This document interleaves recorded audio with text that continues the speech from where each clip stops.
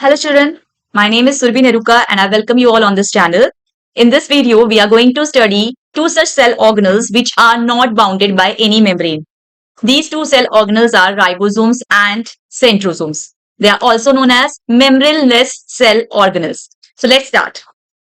Ribosomes. They were discovered by George Palade in the year 1953 when he first saw them as granular structures present in the cytoplasm of animal cells.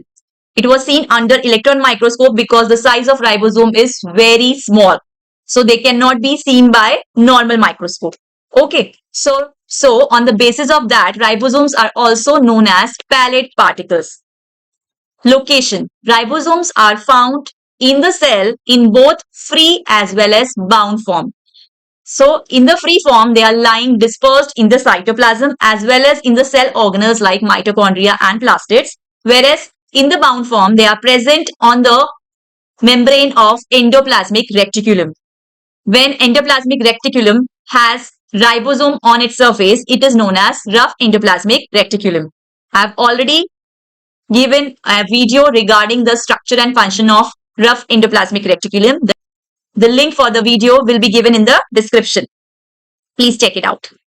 Then composition of ribosomes. Ribosomes are made up of proteins as well as ribonucleic acid, that is RNA. That is why it is also known as ribonucleoproteins. What is the function? Ribosomes are called as protein machinery of the cell. They are the site for protein synthesis because they have the space as well as enzyme required for the synthesis of protein. Now, if you look at the structure of ribosome here, there is a large subunit which is attached to the small subunit. So this large subunit together with the small subunit forms the whole structure of ribosome. So we can say that ribosome is made up of two parts, larger subunit and smaller subunit. And we also classify ribosomes into two types, 70S and 80S. 70S and 80S ribosomes also have their own subunits and they differ in their composition of ribosomal RNA and proteins. Now, this S stands for Swedberg's unit. It was discovered by the scientist Swedberg. It is actually related to sedimentation coefficient, which gives you indirectly the measure of size as well as density of the particles. So on the basis of sedimentation coefficient, the ribosomes are of two types, 70S ribosomes and 80S ribosomes. Now, the basic difference between the 70S ribosomes and 80S ribosomes. 70S ribosomes are found in all the prokaryotic cells, whereas 80S ribosomes are found in all the eukaryotic cells. 70S ribosomes has two subunits, larger subunit of 50S and smaller subunit of 30S. Whereas 80S ribosomes also has two subunits, the larger subunit of 60S and smaller subunit of 40S. 70S ribosomes are also found in the eukaryotic cell inside the cell organelles, mitochondria and plastids. Whereas 80S ribosomes are not found in mitochondria and plastids. They are only found in the cell cytoplasm as well as on the surface of ER. Okay, so this is all about ribosome, its structure and function.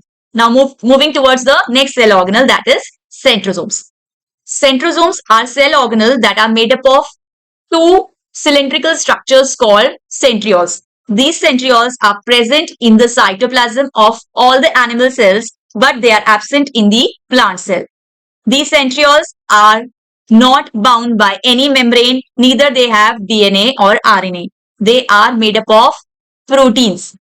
Centrioles were discovered by Van Beneden in the year 1887 and the detailed structure of centriole was given by Boveri in the year 1888.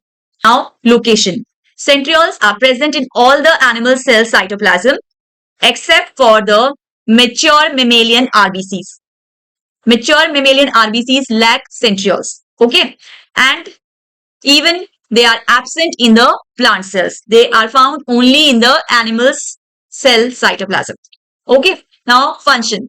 Function of centrioles. The main function is at the time of cell division. These centrioles, which are present near to the nucleus, they move towards the opposite poles and starts the formation of spindle fibers. Second function, they also form the basal body of cilia, and flagella. Now, if you look here, this is a pair of centriole which is present near to the nucleus at right angle to each other. Both the centrioles are placed at right angle to each other. They are perpendicular to each other.